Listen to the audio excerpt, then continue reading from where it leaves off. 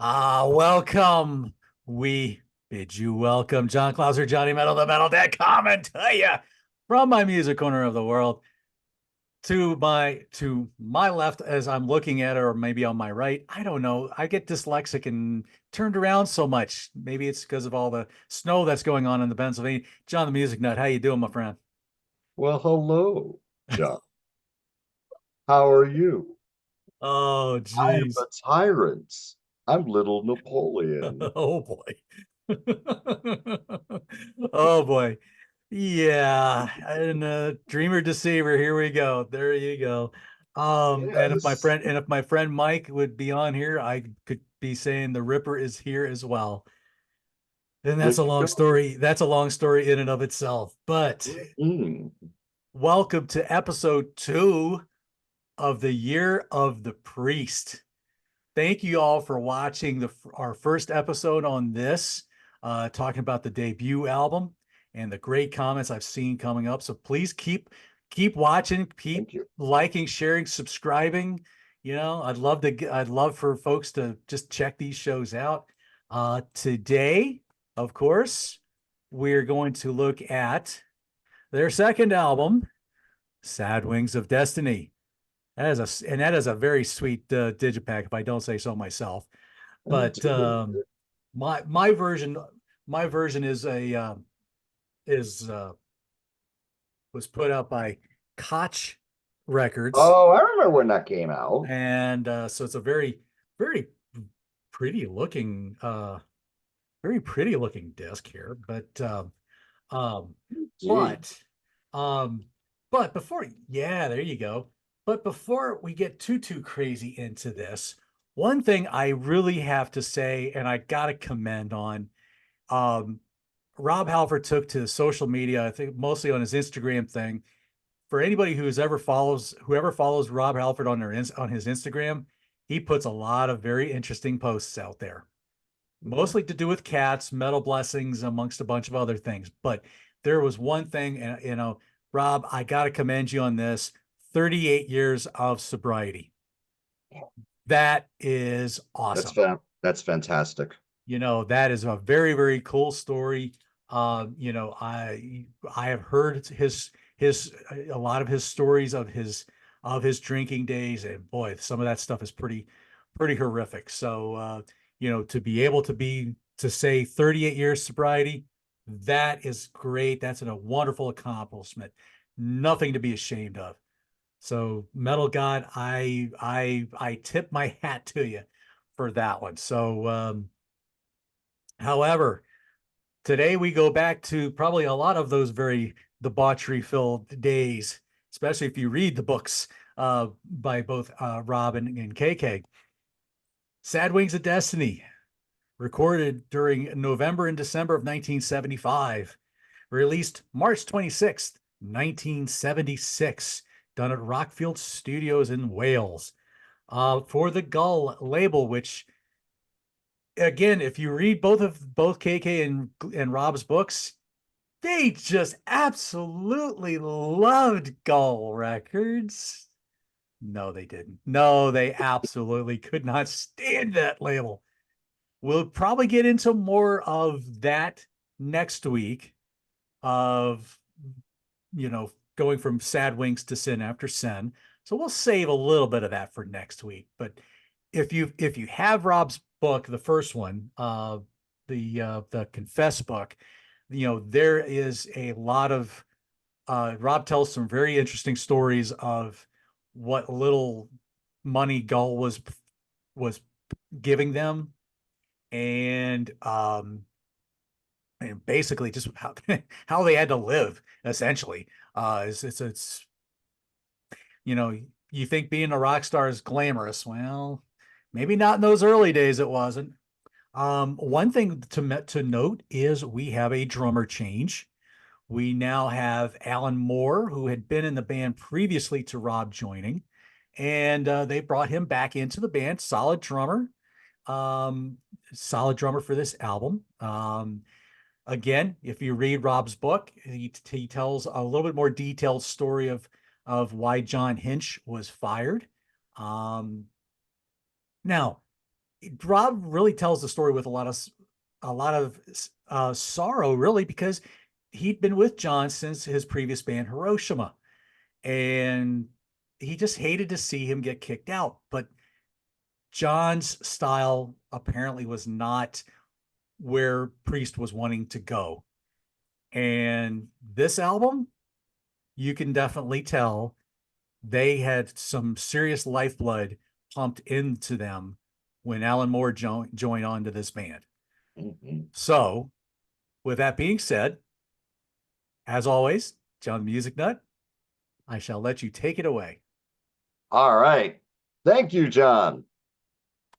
My introduction to this album was probably around 1989, 1990 through this cassette. Now, my neighbor at that time, because I was 18, 19 years old, still living at home. My neighbor at that time, and to this day, my mother's neighbor, was a man named Pete Zablotny. Those are his initials on there, PZ. He gave me this cassette, no cover. I saw Pete today because I went to my mom's to take care of the snow. We had a snowstorm here in northeastern Pennsylvania. I'm shoveling the sidewalk. He's coming over. He's across the street with a mask on, and he's got a quad with a snowplow on. He goes, "John, I got it." I go, "It's okay, Pete. I got it, brother." "You sure?" I go, "No, it's not that bad. I got this one." He goes, "All right, dude." And he took off. And he gave me this 34, 35 years ago. I did know a few of these songs because I did own Unleashed in East, still own Unleashed in East on cassette. We'll show that in a few weeks.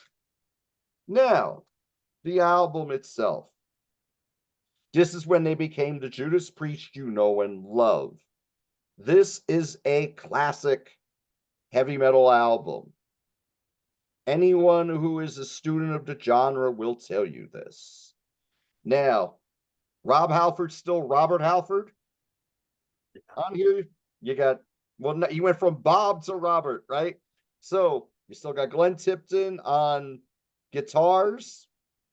Yeah, there you go. Okay, KK Downing on guitars, Glenn Tipton on guitars and piano. Ian Hill still there to this day on bass, and Glenn Tipton's still there, but he's not doing too many live appearances, but he's still involved with the albums. And as John alluded to before, Alan Moore on drums. Excuse me. This was the only album he played drums on for Judas Priest, even though this is his second stint in Judas Priest because he was in an earlier version before they got signed to that wonderful record company called Go. So, Victim of Changes, their first great epic. Mhm. One of the best epics in the history of heavy metal. What a fantastic song. This came up from two songs called Whiskey Woman and Red Light Lady. And what a wonderful riff here. There's a lot of different tempo changes. Rob, you see the full length of his voice, for lack of a better term. You hear him being soft. You hear those operatic screams. The riffs here are fantastic. A very memorable song. Progressive, actually, for its time.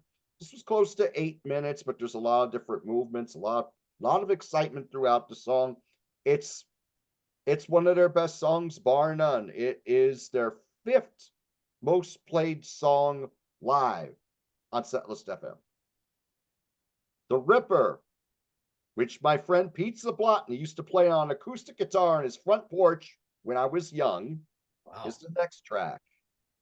And you got those great screams and shrieks from Rob here. It's got a very memorable guitar riff. You got some twin guitar soloing here. And then it goes into another riff right after the solo, which is another good hook to this song. Great song about Jack the Ripper, a song that is well loved and respected to this day. Then you go into Dreamer Deceiver. This is when they really slow it down. You hear the full range of Rob's vocals here, going from the slow to the high operatic vocals, even more so than Victim of Changes, I think. Maybe not so much the screams until that very end, but it's a very mellow track, very laid back and somber till it goes into Deceiver. And then you got one of the intros to speed metal, which there'll be more of as we go on. Deceiver kicks ass. They did this song on the old Gray Whistle test. I think Dreamer, Deceiver, into Deceiver, I believe. Excellent kick ass track here. Yeah. Next song is Prelude. This sounds a lot like Queen. Okay. Queen were a real strong influence on early Judas Priest. And I'm talking the great Queen, 70s Queen. 70s Queen, 70s Priest, near untouchable. I mean, very adventurous, and nearly everything they did worked so well. Prelude is not actually a prelude to the next track. That's just what it's called. But it's very Queen-like in the fact that you have the piano and then the synthesizers come in to complement it. It's an instrumental, less than I think it's around 2 minutes long. Yeah. Then it goes right into Tyrants. Tyrant kicks ass. One of 4 songs represented on the original Unleashed in the East. One thing about early Judas Priest that really separated them from the great heavy metal bands, I mean, from the early heavy metal bands, were the bridges. It wasn't just verse, song, verse. Their bridges took their songs up to another level. That's what you got on Tyrant. Yes. Tyrant kicks. Yes. And it's not necessarily a song about politics. It's about how a tyrant can cause terror and destruction in a variety of ways throughout society. Fantastic song. This kicks. Heavy song, great chorus, rocks. Genocide, also on Unleashed in East, but in an extended version. This is also a strong track. Another one with a great bridge. This is a great riff in it as well. Some kick-ass drumming from Alan Moore on this one. Very strong track. You can argue this is one of their classics from the early period, no question, as is Tyrant. I wish they still did Tyrant. Yeah, Tyrant should be a staple, as far as I'm concerned, because there's just so much energy. Maybe just harder for Rob to sing that now, because he does some high stuff on that, particularly at the end. But Genocide kicks. Now, Epitaph, this is a slow piano-led ballad. We would call this goth music today. Now, more Queen-like than Prelude. This was a song that I thought used to bring the album down when I was young and didn't know as much as I know now. Now I really respect this song and like this song because it's about an older man who's facing his last years, and he's thinking back upon his life, and now he knows it's near the end and the feelings that he's going through at that time.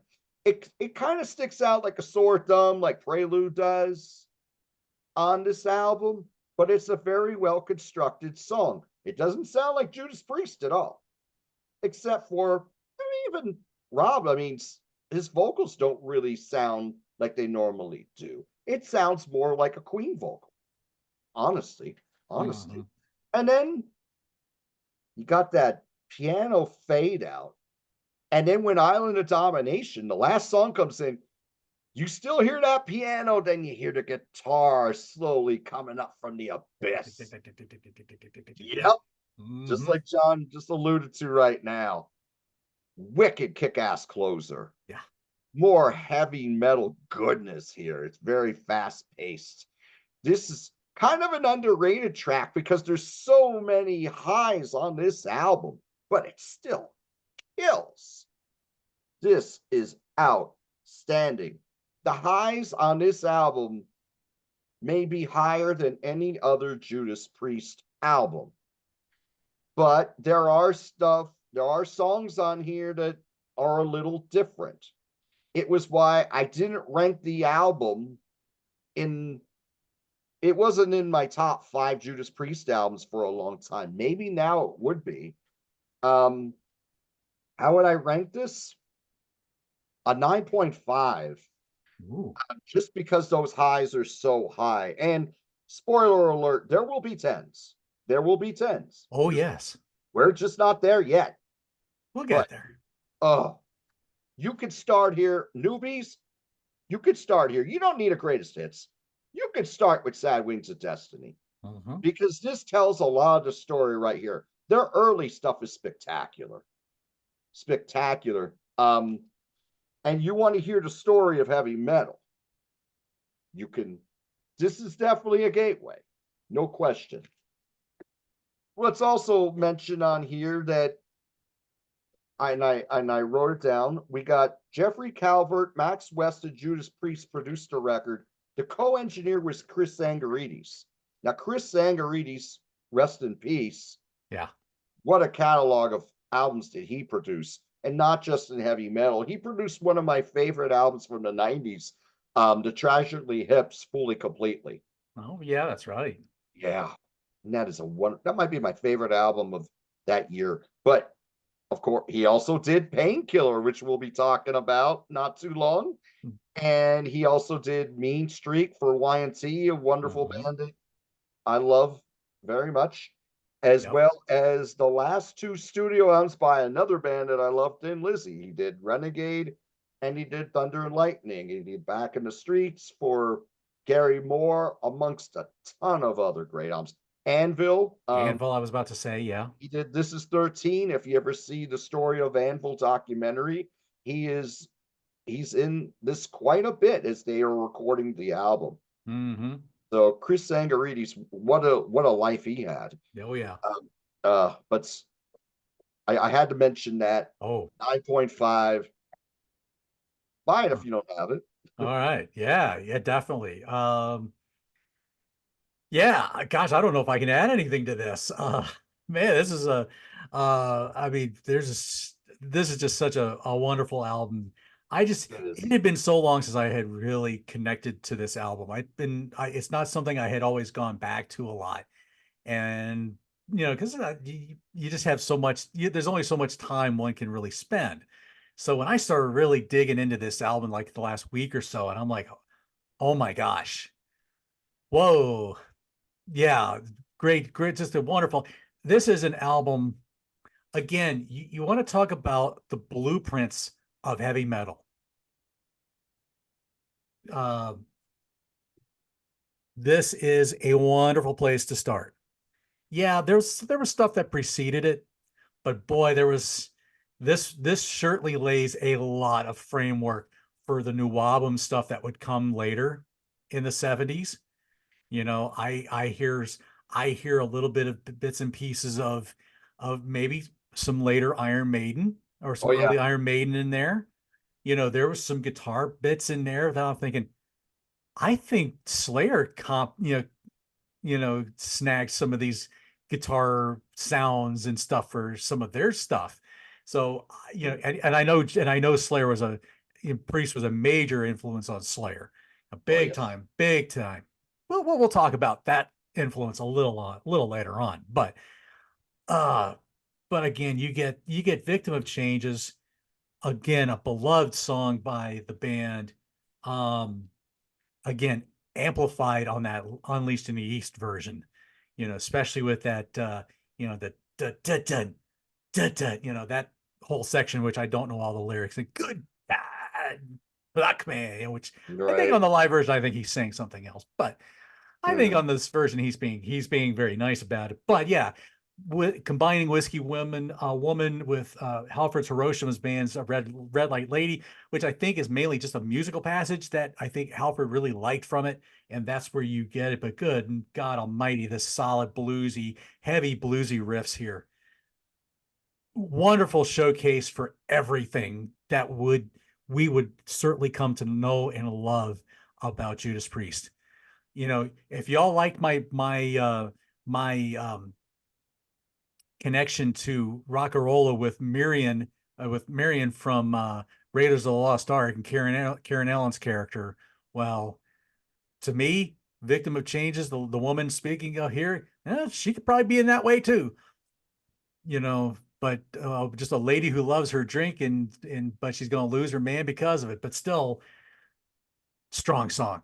And that strong character, protagonist character, which this album introduces a few of the beloved characters that we have come to love in the Judas Priest catalog. The Ripper.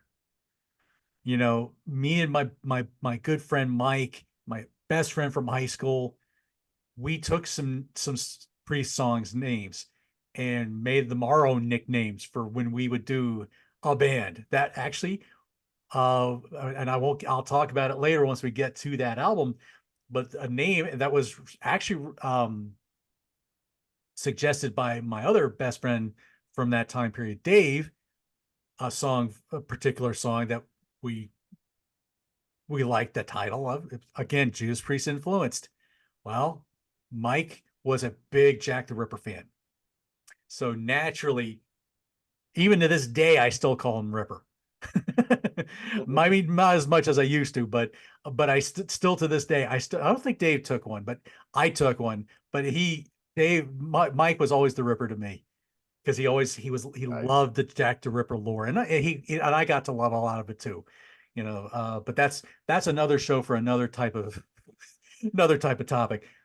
Do I need to talk about the Ripper? No, y'all know the song. If you're watching this, you know the Ripper. You don't need me to expound on it. Fabulous track. Dreamer Deceiver, a lot more mellower. Again, something from the Al Atkins period. Again, you got the piano, so it's a much more dreamier, moodier kind of a feel. You almost get kind of Halford, kind of like almost like a crooning kind of sound in his vocal. But then they rip into Deceiver, heavy track. Here we get the full on Downing Halford Tipton collaboration with just the three of them. Great track. Prelude. I saw this was described as a Baroque sounding beginning. Again, does it have anything to do with Tyrant? No, but it's still a fun. It's still a cool little opening track to side B. And then you get Tyrant, another of the beloved characters in the Judas Priest family tree, as it were. Uh, Again, just a wonderful, wonderful track. You get the lows when he sings Tyrant, and then the higher, and just another great track. Again, you would love to see this song come back. Genocide, another of the Tipton Halford Downing early tracks, another wonderful track. Again, if you're watching this show, you know about Genocide. Great track, great track. And then all of a sudden the record scratches and you're on a Queen album with Epitaph. Now, when this song starts off and Halford starts singing, hear me out. This is going to be the craziest thing in the world. I imagine Humphrey Bogart saying, "Play it again, Sam." And in the bar, you got the guy behind the piano, and this is what starts playing. I don't know why. I'm weird, people. If you haven't figured that out, I can be a little weird with some of my references, but that's what comes into my mind. You get somebody like Humphrey Bogart coming in there, and he's in that piano bar and says, "Play it again, Sam," and he starts up with this song. That's just kind of how that song feels. And yeah, it is I played this for my wife earlier today, and because I was telling her the album where we're doing, and she was like, "Yeah," because I played her a little bit of Genocide prior to that, and then I just skipped right to Epitaph, and she was like, okay, this is not what I was expecting here, But yeah, a very melancholy song, works well. It's just enough to lull you until Island of Domination kicks in and just blows the roof off the place. ending it off was on such a strong note. Um, Wonderful, wonderful album. At first, I think I was only going to give this an 8.5, but I think I'm going to go up to a 9 on this one. There's just so much to love about this. Alan Moore certainly breathed new life into this band, He did. and all of the things that you would come to know and love about this band and New Wabam in general, and most of heavy metal in general, really starts with this album. Now, it's interesting when you think about this, this really did not sell all that well at the beginning. But then again, let's think about some things that were coming out about that time. Um, let's see. Um, Punk was starting to rise. So a lot of Yes. you started getting kind of that punk sound where that was taking over a lot of the airwaves. Yeah, the band supported the album with a UK headlining tour. Probably didn't get a whole lot of money from Gull for it, but they got to do some kind of a tour. But let's take a look at a couple of other albums that came about that time. You got this little album with this guy named Ronnie James Dio singing on called Rainbow Rising. Yeah, strong album. Oh yeah. And then you have this other little band from Germany called the Scorpions. And that was with their little album called Virgin Killer. Please, y'all, if you buy Virgin Killer, just buy the band cover. Don't go for that other one. No, please don't. It's terrible. Anyway, I mean, that was some of the other stuff that was coming out at that time. So you have three really heavy hitters, being released at this time because these are pretty influential albums. Maybe this one took a little time to get there, but it did get there. But boy, again, everybody who says this was like a quantum leap from Rockarola, they ain't lying. They ain't lying. It's a strong album. So there you go. I give this a 9. I can't wait to dive into Sin After Sin next week. But John, what kind of tour stories do you have for me on this one? All right. Thank you, John. 44 dates, 43 in UK, one in Finland. Songs that they played live during this time, you'll probably figure them all out. Victim of Changes, The Ripper, Dreamer, Deceiver, Tyrant, Genocide, Island of Domination. As far as top songs performed live, according to Setlist FM, I mentioned before, Victim of Changes is their 5th most played song live. The Ripper is their 12th most played song live, and Tyrant is their 33rd most played song live. That's their top amongst their top 40. You got 3 right there. Now, as far as the touring, a lot of these cities you probably heard last week. I'll bang these out. Cleethorpes, Ipswich, Cromer, Chelmsford, Lincoln, Wigan, Bristol, Bournemouth, Truro, Plymouth, Cambridge, Liverpool, Nottingham, Birmingham, Cardiff, Wales, Great Malvern, St. Albans, Shrewsbury, Brighton, Peterborough, Hastings, Northampton, Swindon, Queensferry, Wales, Middlesbrough, Newcastle, Blackburn, Leeds, Harlow, Guildford, Dunstable, Taplow, Slough, Woolwich, London, Aberdeen, Scotland, Braintree, Sagorf, Finland, and Hemel Hempstead. So that's most of the cities right there. And as far as the Quantum Leap Forward, if as far as finding a sound, 100%. But I still think Rockarola is a very strong record Oh too. yeah. Like, Oh you know yeah. what I mean? Like you can like with Quantum Leap Forward, I think you can go 2 ways. You can say finding their sound, or they made a debut that wasn't so good, and then the next one was spectacular. That's true. So you could go both ways on it. Hmm. Like to me, I always thought, and this is not a real knock on the debut. I thought Rush self-titled "To Fly By Night" was a Quantum Leap Forward because Oh that's yeah. when Yeah, because that's when you saw you had Neil Peart join the band, and then they had that quantum leap musically. Yes. And like, okay, the first album is my least favorite, but it's good. A Fly By Night. I mean, Yeah. there's nothing like you listen to debut, but there's nothing like Anthem on there. Oh There's yeah. nothing like By Torn the Snow Dog on there. There's nothing like Beneath Between Behind on there. Or the Yeah. title track, which is very melodic, very strong, Right. which got played heavy on AOR back in the day. So you can look at it both ways. So even though we're ranking it not too much higher than the debut, it's just the debut is just so interesting how to Mhm. find their sound and it still works. It's almost But like it really is almost like two different bands almost because yeah, they yeah, were still trying to find that sound, but then Sad Wings comes out and it was like you found more of the pieces to putting it together and it made it work.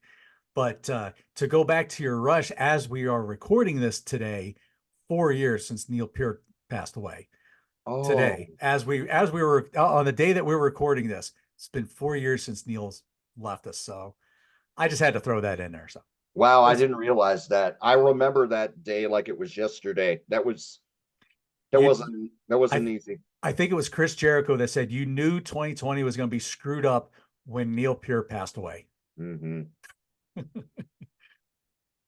Yeah, when I heard that announcement, I'm a huge boxing fan, and I love a show on Sirius XM Fight Nation channel 156 called At the Fights.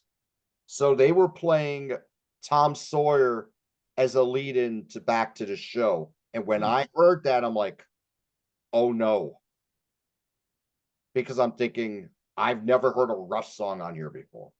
Hmm. And Jerry Cooney, the great heavyweight Yeah, boxer yeah, I remember Jerry Cooney. Who gave Larry Holmes one of his toughest fights as a champion. Rung his bell a couple times too, from what I remember. Yes, he did. He did. He fought very well that night. And Holmes won in the 13th. But Hmm. he announced that Neil Peart died. Oh wow. And it was just like I just had to turn all the lights off Hmm. and just and I turned off the at the fight show and I just sat there in silence. And then I put my TV on and put on YouTube and watched 1 hour of Neil Peart doing all these crazy good drum solos, Wow. including the R30 Overture from 2004. And I saw that tour Hmm. where they did a little snippet from the first six albums and they go right of a song from the first six albums. And then they go into Spirit of Radio. I think that's one of the best ways to start a show I've ever seen, period. Hmm. But that's my Neil Peart story right there. But yeah, Didn't mean to railroad that, but because you were right. But going I on the mean, priest thing, but exactly. But again, you can argue those early Rush albums were very important to the progression of heavy metal as well. I mean, absolutely. it's Black Sabbath and Judas Priest, but then there were a lot of other bands in there too that were doing some great stuff that was very heavy. And Rush is one, and Queen's one that we mentioned as well. Hmm. Early albums are quite heavy. So there you go. There you go. Yeah. So all right, folks. I didn't put it to the Judas Priest group because it's a rather immense group, but I believe these folks are going to say a lot of praise for this album. So I look forward to hearing the comments from there. Next week we'll get into their third album, Sin After Sin, but which, yep, that's the same one Oh, I we both got. got the So, remastered one from Columbia. Okay, with the bonus yep. tracks. Yep. Yep. So yep, we'll be talking about that one. Um, all right, but now it's up to you all in the comments. What do y'all think about Sad Wings? Again, please share your stories. We love reading the stories and we love interacting with you guys with this stuff. So like, share, subscribe, all that lingo. I hope we're doing these albums justice. This is a major, major pillar in heavy metal today, all these years later. So that's why we wanted to do the Year of the Priest, and that's why we're going to tackle these albums one by one. And so please give us your feedback. So John, unless you got something else you need to throw out, I think we're pretty much, I think we got this wrapped up. Okay, here's Joni Oh, Mitchell. oh, there we go. Okay. All right. Yeah, I'm going a complete different musical genre here, but debuting today. Actually, came out a few hours ago before we taped this, so it came out on January 7th. I did a show on Curlis Mania on YouTube with Tom Curlis, also known as Gracious Host on the Contrarians. Okay. We talked about our top 5 Joni Mitchell albums. We had a lot of fun with that. That was our first show together. So if you want to hear something a little different, I mean, we're into a lot of other stuff besides heavy metal, although heavy metal Absolutely. is a part of our foundation, certainly. Yep. But we do like a lot of other stuff. So if you want to hear an old heavy metal head talk about Joni Mitchell, and Joni Mitchell is one of my favorite artists. And Yep. truthfully, I listen to a lot more Joni Mitchell and Judas Priest these days. It's not a knock on Priest. It's just that I know their catalog so well, and I'm restless, and I have to keep discovering stuff, whether I go forwards or backwards. So, so that show I think turned out really well. So that one I got lined up, and that Saxon Crusaders show that we did on the Contrarians with the panel, that's gonna be coming out one day. And John and I got a whole bunch of stuff lined up between a Priest-series stuff we're gonna do with the North and South Rock and Metal Connection, and some stuff with Grant's Rock Warehouse as well. So Yep. we got Yep. so check it out. It's a Yep. lot of good stuff coming. Absolutely. Lots of, I tag a lot of channels in the description of these things. So, just click on one of those channels, check out their content. You can't go wrong with them. There's a lot of good people out there to check out, and they're all over the place with their content too. So it's, whether it's Rock Daydream Nation talking to Prescott and Niles, the bass player from the Knack, or Wonderful. which was a wonderful interview, by the way. I just want to Fantastic. throw that out there. Bicycle Legs and his, referencing Rush, his Discovering Rush series. His anniversary album series is fantastic. Anniversary series. There you go. It's must see TV. I mean, he does it first weekend of every month. It's one of my favorite YouTube shows, period. He does a fantastic job with it, and he's got a lot of good interaction with people in the comments as well. It's a fun series. It's one I always look forward to. Yep. Grant's Rock Warehouse is all over the place. He'll be talking all kinds of different stuff. Contrarians, that's what got it all started for us. Well, I keep saying that. And then I have a bunch of other channels I just enjoy, so check them all out. There's plenty of content to view out there. So, but next week is Sin After Sin. We hope you enjoyed Sad Wings. Please like, share, subscribe.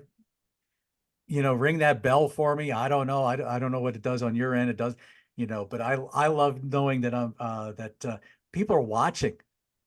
I'm just some 54-year-old guy who just likes to talk about some music, and I got a great co-captain to talk about it with. So there you go. We're going to rock and roll to next week for Sin After Sin. We will see you soon.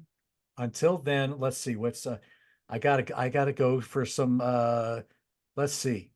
Yeah, maybe at this point we better call for the Priest. You're the Priest 2024. We'll see you next week. Cheers.